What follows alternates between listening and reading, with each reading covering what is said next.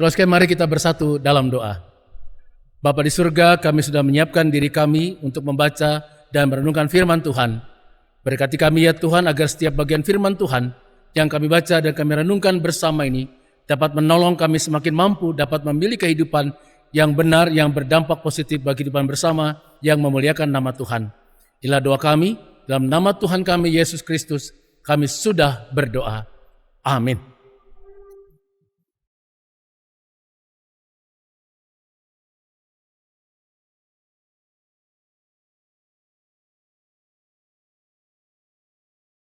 Bacaan pertama dari Ulangan 30 ayat 15 sampai 20.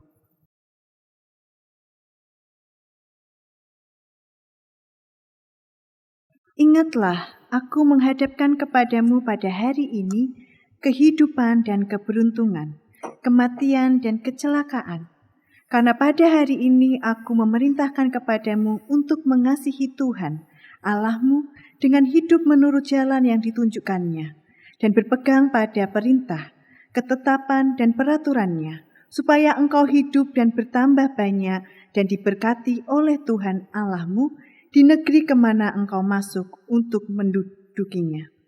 Tetapi jika hatimu berpaling dan engkau tidak mau mendengar, bahkan engkau mau disesatkan untuk sujud menyembah kepada Allah lain dan beribadah kepadanya, maka aku memberitahukan kepadamu pada hari ini bahwa pastilah kamu akan binasa. Tidak akan lanjut umurmu di tanah kemana engkau pergi menyeberangi sungai Yordan untuk mendudukinya. Aku memanggil langit dan bumi menjadi saksi terhadap kamu pada hari ini. Kepadamu kuperhadapkan kehidupan dan kematian, berkat dan kutuk. Pilihlah kehidupan, supaya engkau hidup, baik engkau maupun keturunanmu, dengan mengasihi Tuhan Allahmu, mendengarkan suaranya dan berpaut padanya.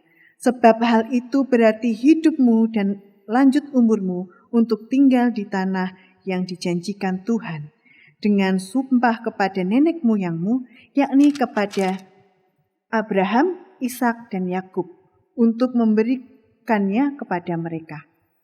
Demikianlah sabda Tuhan. Syukur kepada Allah.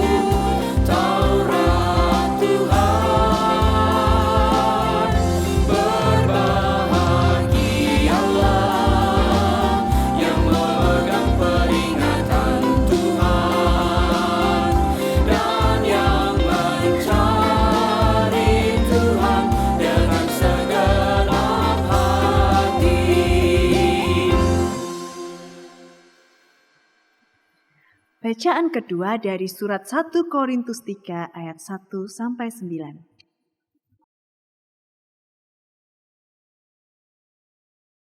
Dan aku, saudara-saudara, pada waktu itu tidak dapat berbicara dengan kamu seperti dengan manusia rohani, tetapi hanya dengan manusia duniawi yang belum dewasa dalam Kristus.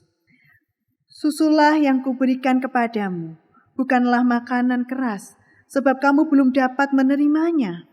Dan sekarang pun kamu belum dapat menerimanya, karena kamu masih manusia duniawi.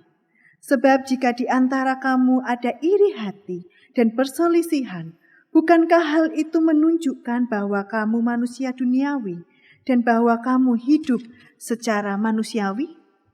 Karena jika yang seorang berkata, aku dari golongan Paulus, dan yang lain berkata, aku dari golongan Apolos, bukankah hal itu menunjukkan bahwa kamu manusia duniawi yang bukan rohani?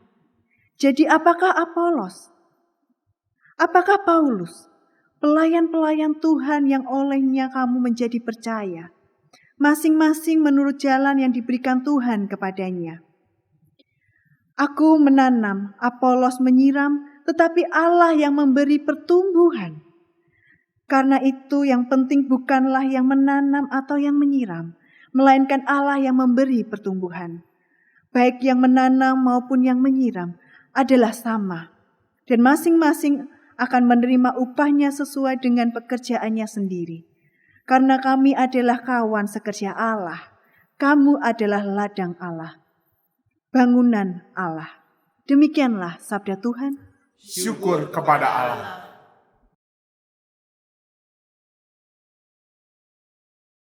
Saudara sekalian, bagian firman Tuhan yang dibaca dari Injil Matius pasal 5 ayat 21 sampai dengan ayat ke-37 berkata demikian.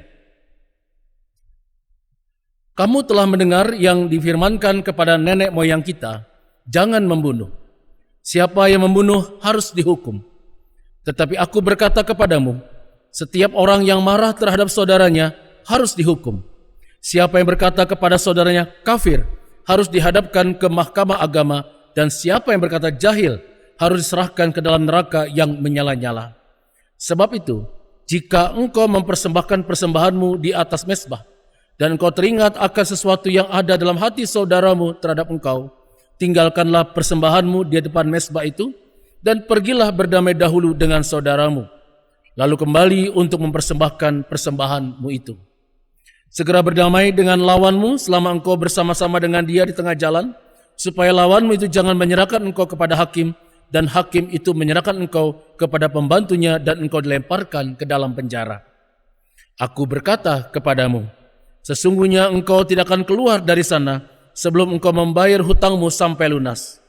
Kamu telah mendengar firman, jangan berzina. Tetapi aku berkata kepadamu, setiap orang yang memandang perempuan serta menginginkannya sudah berzina dengan dia di dalam hatinya. Maka jika matamu yang kanan menyesatkan engkau, cungkilah dan buanglah itu. Karena lebih baik bagimu jika satu dari anggota tubuhmu binasa daripada tubuhmu dengan utuh dicampakkan ke dalam neraka. Dan jika tanganmu yang kanan menyesatkan engkau, penggallah dan buanglah itu. Karena lebih baik bagimu jika satu dari anggota tubuhmu binasa daripada tubuhmu dengan utuh masuk neraka. Telah difirmankan juga, siapa yang menceraikan istrinya harus memberi surat cerai kepadanya. Tetapi aku berkata kepadamu, setiap orang yang menceraikan istrinya kecuali karena zina, ia menjadikan istrinya berzina. Dan siapa yang kawin dengan perempuan yang diceraikan, ia berbuat zina. Kamu telah mendengar pula yang difirmankan kepada nenek moyang kita, jangan bersumpah palsu, mainkan peganglah sumpahmu di depan Tuhan.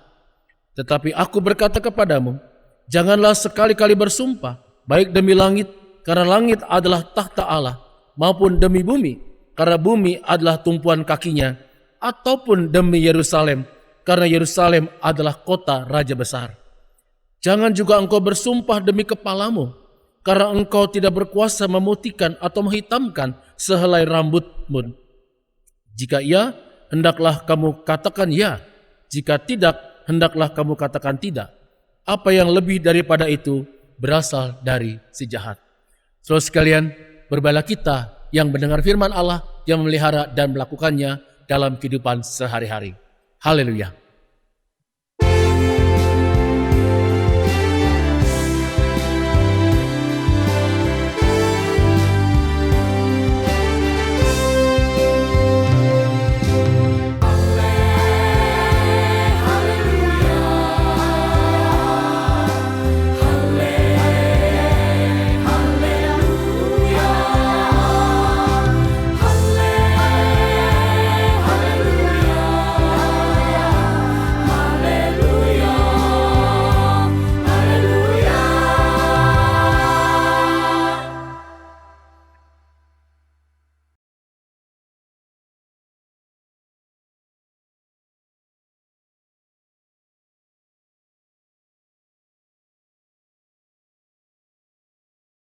Sering kasih dalam Tuhan kita Yesus Kristus ada sebuah kalimat bijak yang berkata, hidup adalah memilih. Hidup adalah memilih. Artinya saudara sekalian, di dalam kehidupan ini, kita akan selalu diperhadapkan dengan berbagai pilihan. Setiap saat saudara dan saya diperhadapkan pada pilihan. Mulai dari bangun pagi, kita memilih mau minum apa, apakah langsung makan atau minum kopi dan sebagainya. Apakah langsung mengerjakan pekerjaan kita ataukah menunda untuk sekian waktu lamanya. Saudara sekalian, setiap hari kita diperhadapkan pada pilihan. Tidak memilih pun adalah sebuah pilihan. Nah saudara sekalian, setiap pilihan itu pasti membawa konsekuensi tersendiri dalam kehidupan kita. Bahkan tidak hanya untuk diri kita, tetapi juga pilihan-pilihan kita pilih itu akan berdampak bagi orang-orang yang ada di sekitar kita. Nah saudara sekalian, pilihan kita menentukan kualitas kehidupan yang akan kita bangun bagi diri kita sendiri dan orang-orang yang ada dalam lingkungan kehidupan kita. Setiap pilihan kita menentukan apa yang akan terjadi dengan hidup kita, bagaimana kualitas hidup kita pada hari ini dan hari yang akan datang. Saudara sekalian, salah satu pergumulan kita sebagai umat Allah adalah bagaimana kita dapat membuat pilihan yang berdampak positif bagi kehidupan bersama. Tuhan sangat menginginkan saya dan saudara untuk dapat memilih sikap dan tindakan kehidupan yang mewujudkan perubahan bagi kehidupan bersama yang lebih baik. Saudara sekalian, kemampuan kita dalam bagaimana kita memilih dan apa yang akan kita pilih menjadi sangat penting bagi kita dalam menjalani kehidupan bersama ini di mata Tuhan dan sesama kita. Nah saudara sekalian, pertanyaannya adalah apa yang harus kita lakukan agar kita dapat memilih kehidupan bersama dengan Tuhan yang membawa perubahan positif atau berdampak positif bagi kehidupan bersama dan bagi orang-orang yang ada sekitar kehidupan kita. Berdasarkan bacaan firman Tuhan hari ini saudara sekalian, menurut saya ada beberapa hal yang perlu kita lakukan. Yang pertama adalah pengendalian diri.